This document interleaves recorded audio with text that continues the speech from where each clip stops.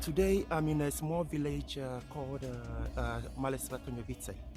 So this village is somewhere in the radial region of the Czech Republic. It's a small village which I'm going to tell you more about.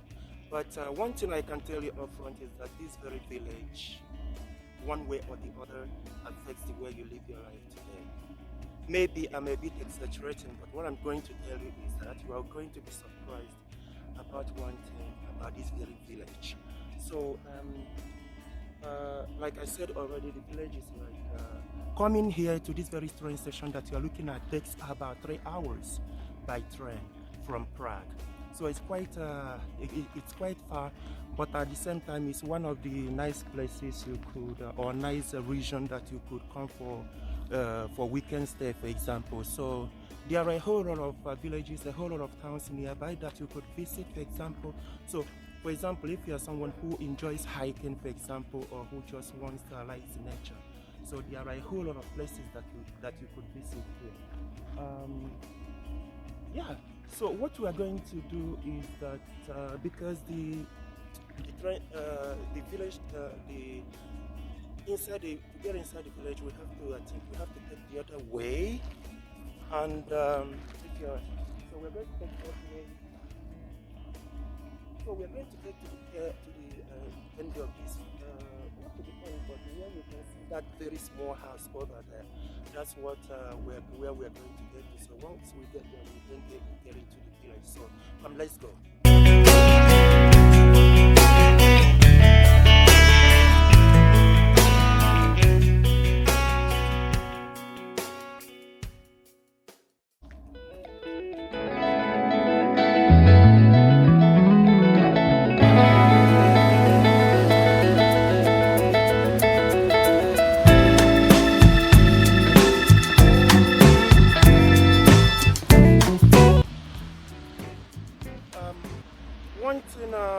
Just some fun fact. Now, like I said, we are visiting Male Svatoňovice.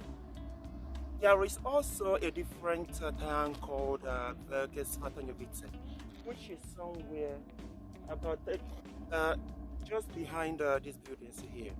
I am not sure, but it's possible. I'm not sure, but it's possible that the Velké Svatoňovice starts from these buildings here. I'm not quite sure because the Malé Svatoňovice is this way, so the Velké Svatoňovice is the other way in my background. And there used to be quite the same town called Svatoňovice, but around over century, more than a century ago, around 18 something, they divided. So now you have Male Svatoňovice and you have Velké Svatoňovice. So Malé Velké, by the way, mean like be large and small. So Male Svatoňovice, small Svatoňovice, that's where we are going to now.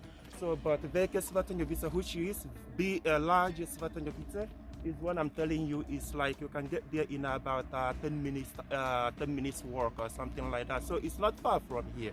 Yeah. So before, both of them used to be one town being called as Svatoňovice. So that's another interesting thing that I wanted for you to know. So now we are going to continue our journey and then see what we've got.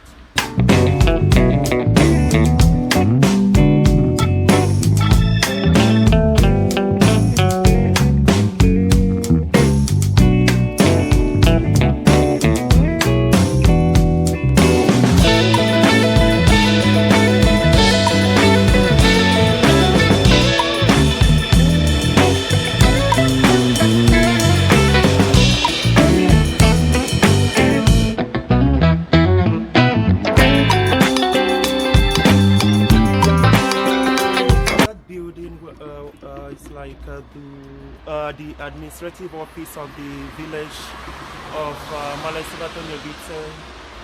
Here there are these towns. As you can see, it's really a very quiet place.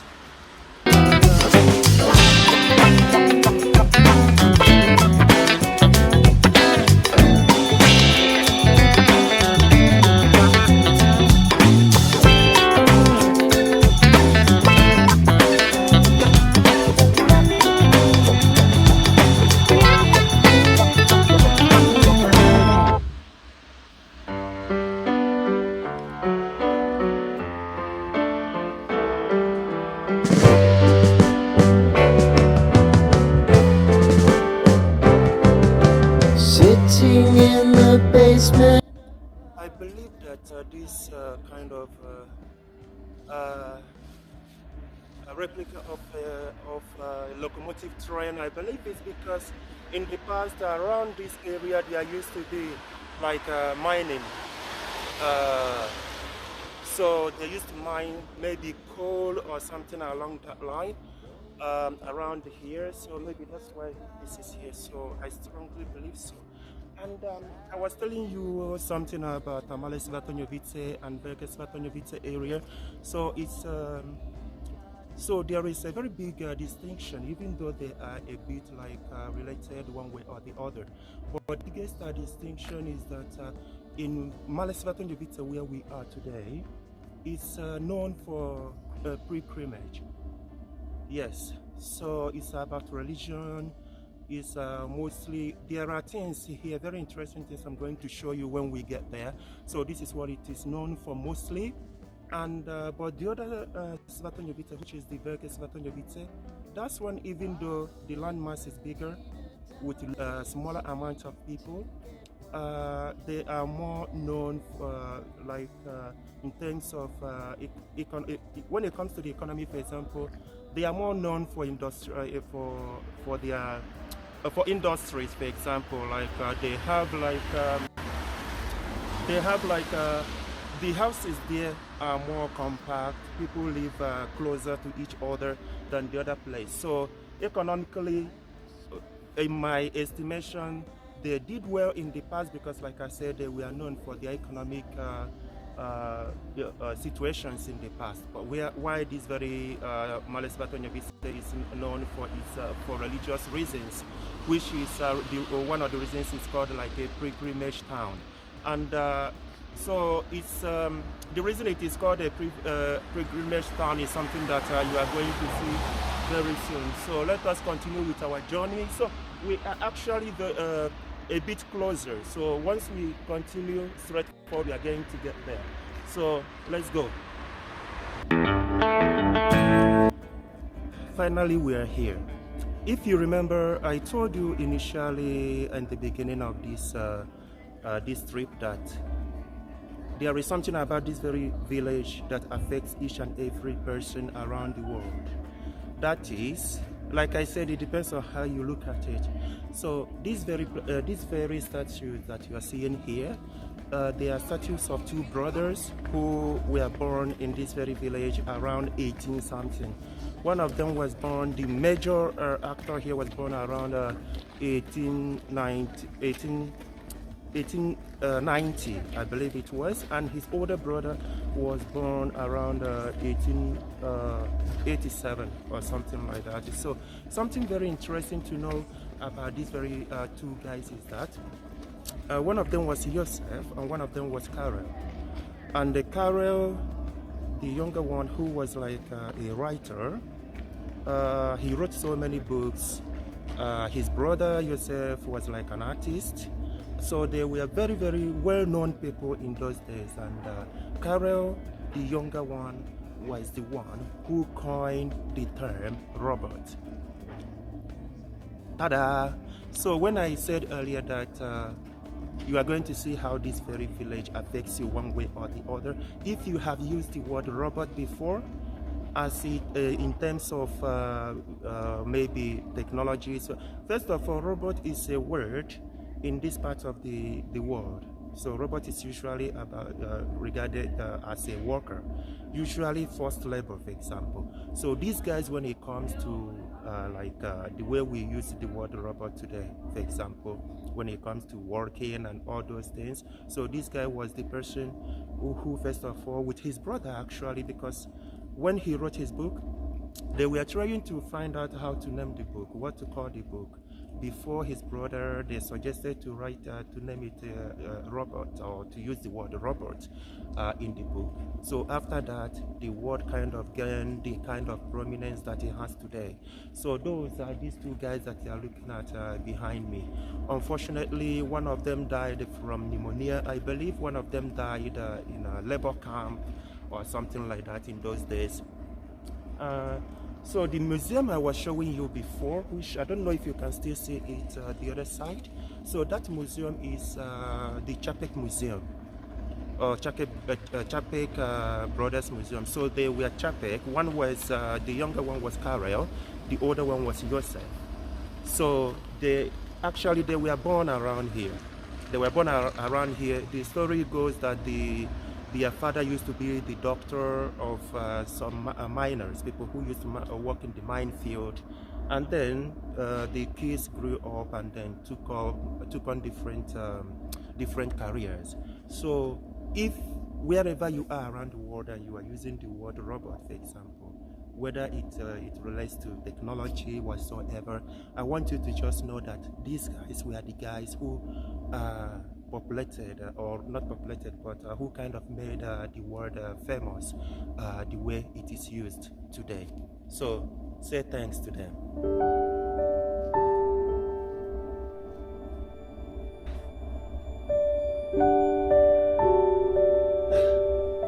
Honestly, I don't know why I kind of got emotional thinking about these two guys. Like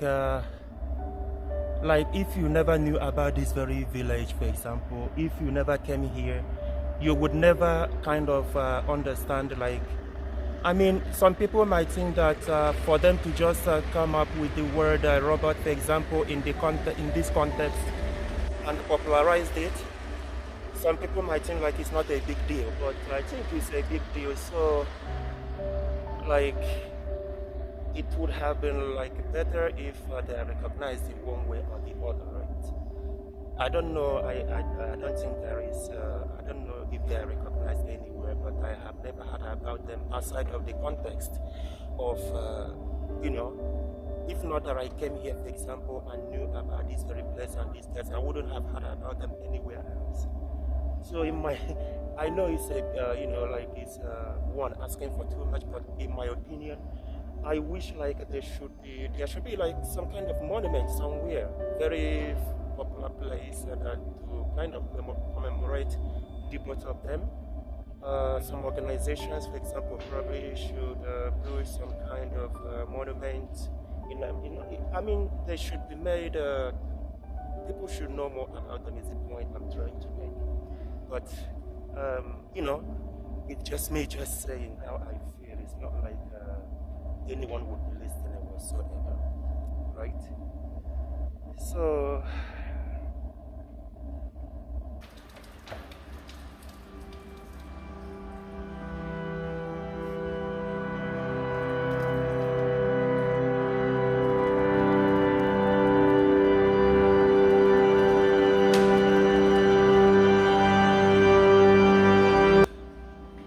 around 1715, that's the year.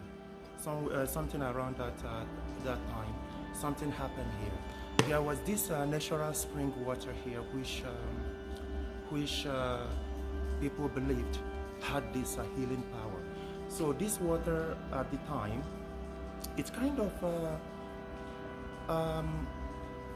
how the villagers realized it was it was powerful, and there was something, you know, unusual about the spring water. Was that during winter, all the water everywhere freezes, right? The rivers and the different, but the water coming out of this very spring never froze. So for that reason, people believed that there was something behind it.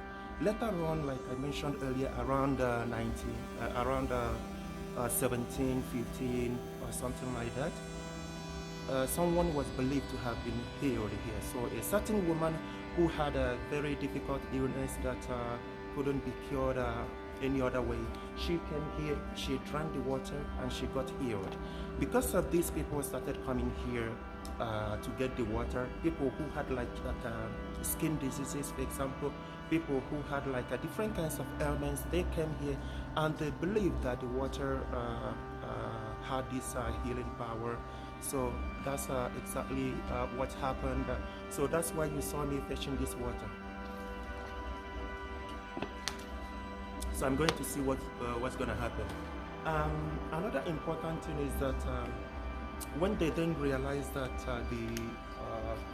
like how powerful this very water was believed to be, so people started coming from different parts of the world not different parts of the world, but from different parts of the country, probably, to come here for this water. So that's when this very building, that's when they decided to construct something here. I'm not sure if this was exactly what was constructed at the time, but because of this, a very small chapel was constructed here. So that, so for that reason, this place become like a town. People come for pilgrimage reasons. That's why I called it earlier that it's like known for pilgrimage reasons.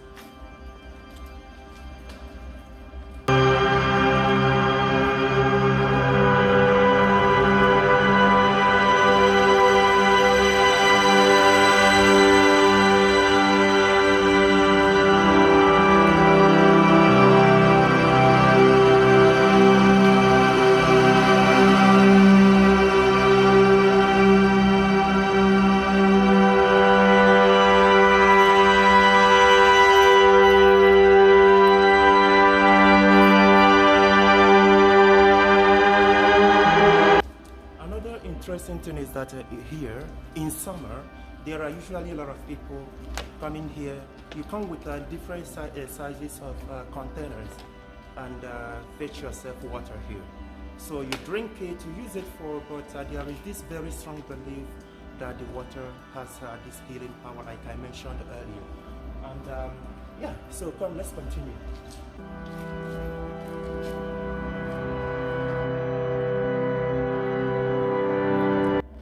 Once you come out of the chapel over there, where we were just a moment ago, one thing you are going to observe is this very church here. This church has been here. This church, after the people started coming here for the water, the healing water, about 15 years later, around 1730, this very church was constructed. As you can see how old it is. And obviously, it's being renovated. So, because people came here for pilgrimage, so they decided to build a house here so that people who come to pilgrimage will also attend the church. So that's one of the reasons this very church was constructed here. And so later on, as it's getting darker and darker because of you know, the climate now, I don't know all the places we will be able to cover, but I just wanted to show you how this very spring water, natural spring water, how it is connected to this very church and other religious things that we are constructed in the forest right behind this very church, which was also part of the pilgrimage that people used to come. So what we can do now is that we are going to continue with our trip and see what we will be able to cover, right? So come, let's continue.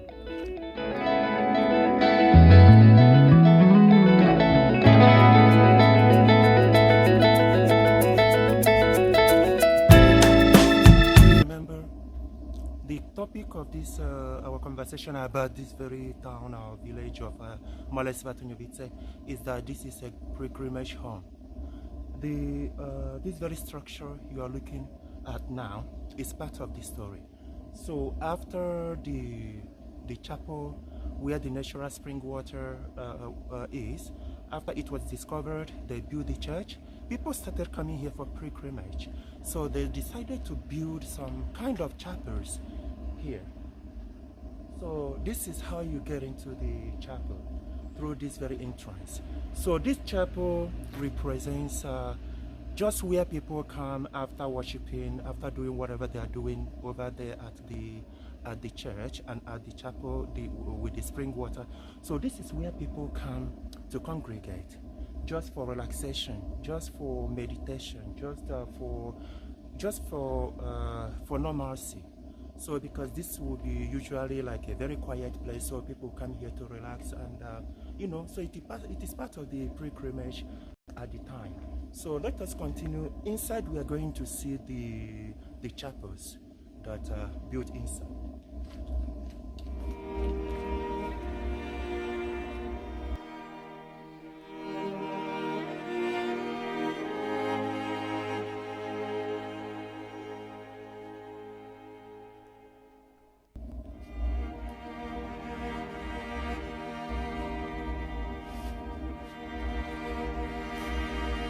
that's one of the chapels over there. As you can see, I believe there are about 7 of them.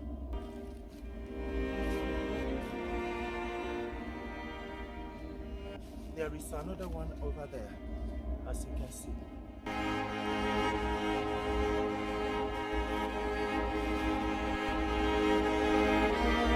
There is another one.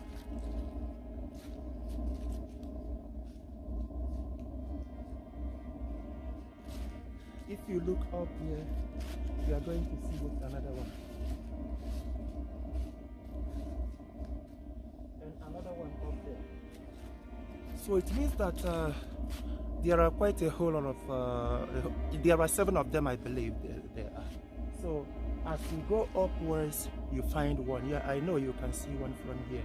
The more you go, the more you find one. So this was like where people came at the time just to relax, just to pray, just to kind of meditate and be in that very meditative state in order, in order to heal themselves of whatever illness they probably had. So let us continue.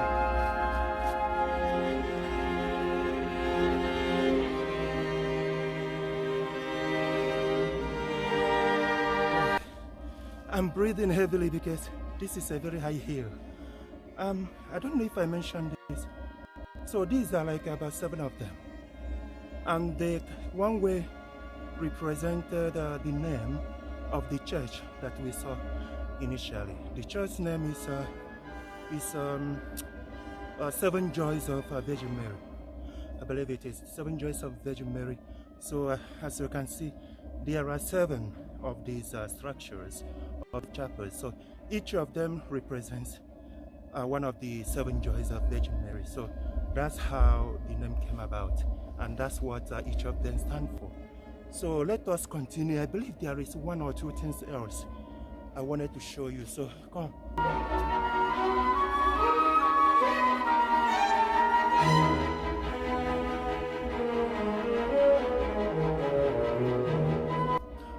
There is another important thing that is involved in this whole process, in this whole journey of coming from the chapel, from the church, and then climbing this hill and getting, this is like the last part of it. So I'm speaking of this very moving hill. As you can see, so this is like where the journey ends for people. Once they get here, they relax, they pray, and then that will be it. So that's why I said in the beginning that Male Svatoňovice is like like a pilgrimage town. So it was built with intention. It was all the things here. If you kind of follow the story is the way they went, you will find that they were built with intention. Even though these structures were built like centuries ago, but you will see that it makes sense. So for people who kind of are religious, for example, who kind of who want to have such experience, I think this is the best place to come. Or even if you just want to come here just as a tourist, for example, it's also a very nice place to come. For example, you come there, you get your water, you see the places, you meet very nice people. I met a lot of nice people here. So I hope that you enjoy this. So let us continue and end our trip.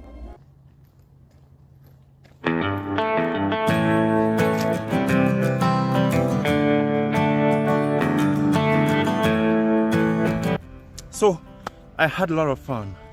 I enjoyed my trip. I hope you enjoyed your trip too. So we went to Male Svatoňovice. We saw all the beautiful things there. The only thing missing, there is this very, very high stuff they built there where you could, I don't remember how many meters or whatever, how tall it was. You can climb there and from, hello, ahoy. So you could climb there and see like the entire area. So it's already dark, so I couldn't try to track that place down. So if I happen to come here next time, I'm going to do that so that we can see the aerial view of this very place. So I really enjoyed this trip. I hope you enjoyed it. So subscribe to my channel. I'm going to run now because my boss is already there. So thank you for watching. See you next time.